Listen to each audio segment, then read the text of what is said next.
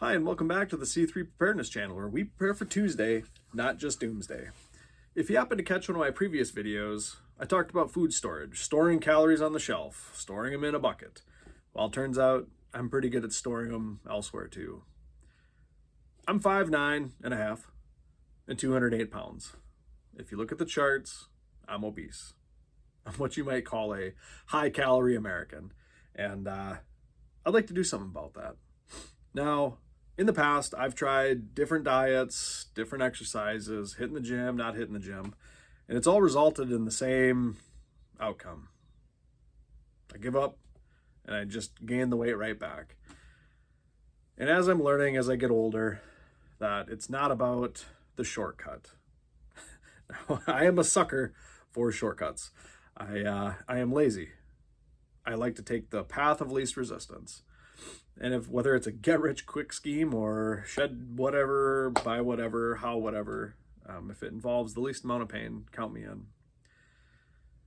But this last time with the keto diet, with accountability, we had some weight loss challenges that we did, and I found some success in that. The accountability is what's important, and the keto actually worked. I was able to shed, how many pounds was it? I started at 220, weighed in at 199. I learned a lot about it. Like I said, the keto diet works. It's not sustainable for me. I like bread and sugar way too much for that. But a little side note, if you have ever been on the keto diet, the dreams that I had after about 2 weeks of zero carbs were just intense, and sugars. So 0 sugars, 0 carbs. About 2 weeks, the vivid dreams just started. At least 3-4 times a week. Color, sound, I didn't have smell, but it was like a theater every time I went to bed. I don't know what that was, but if you've ever experienced that, please let me know in the comments below. I would like to go back to there just to experience them, but like I said, carbs and sugar, I'd really like to get that. So with that, in the realm of preparedness, we need to prioritize our health with our weight. I know I'm not the only one here, and I'm not a pillar of fitness, but I do have a mindset that I would like to be in a better place than I am today. And so for me, I just finished my last bottle of Tums. I don't know how many Tums I've eaten over the last, 15 years. Well, we'll blame it on the kids, 10 years of gaining weight. I thought it was since I was married. We were looking at pictures. It seems like once the kids came, so did the weight. And I'll find myself waking up in the middle of the night, just choking on reflux. And from my research, one of the top things they say is to lose weight. Well, I'd really like to do that. It's such an uncomfortable feeling.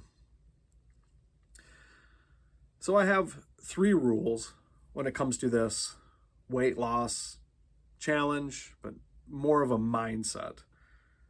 Because I think the key to this, so it is not the shortcut, but it's a lifestyle change, as well as a commitment, accountability.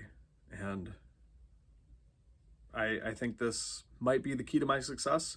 We can check in. So if I haven't said it yet, 6 months is what I would like to do this for.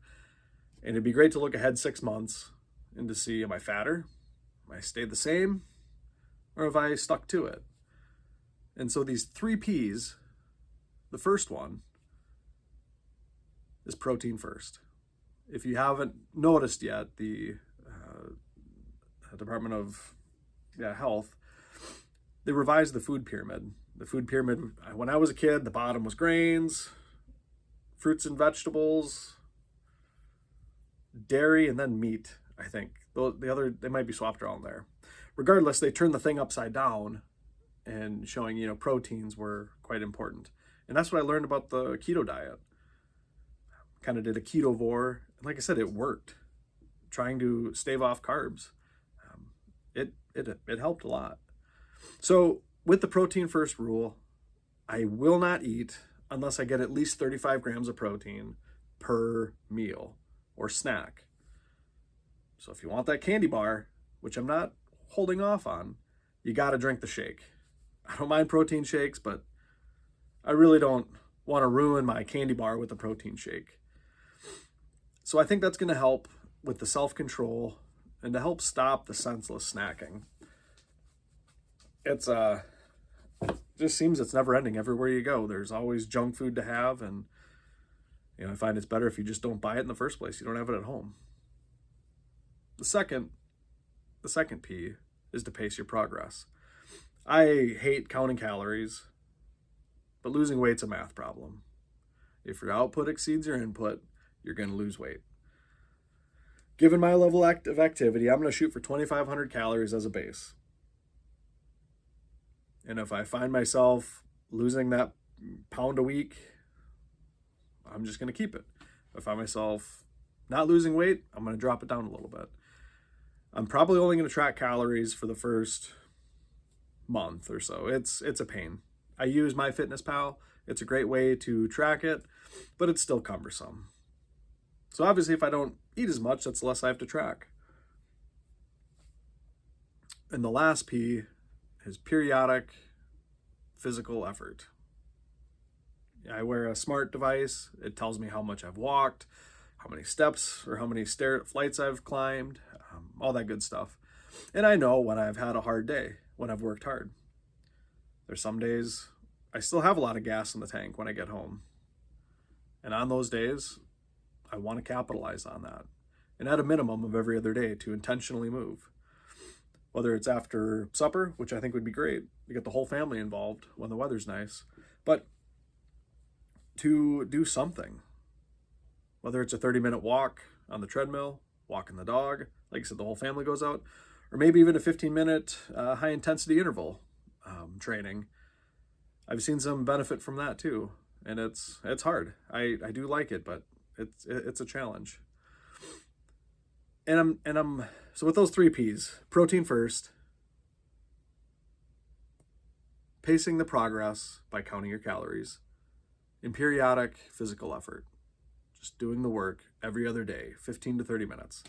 That's what I plan to do. Now, of course, there's going to be days where I just don't do anything. I don't track anything.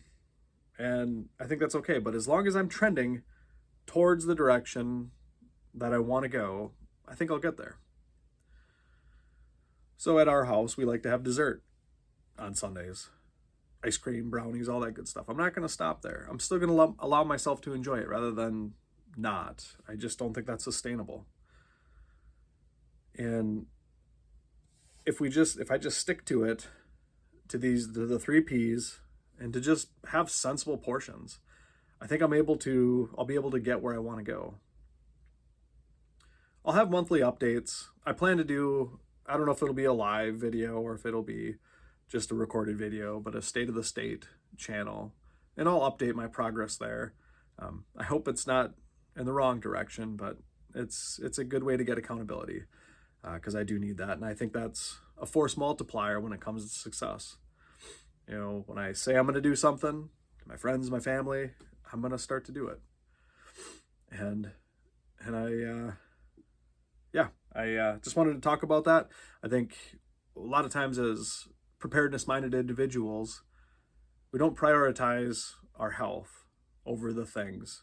And things are cool. I love things, but I also want to be able to get off the toilet at age 90. I'd like to have as much independence as I can. And I think the sooner we implement a healthy lifestyle in our lives, the better off we'll be. Just like investing money. The earlier you start, the better off you'll be.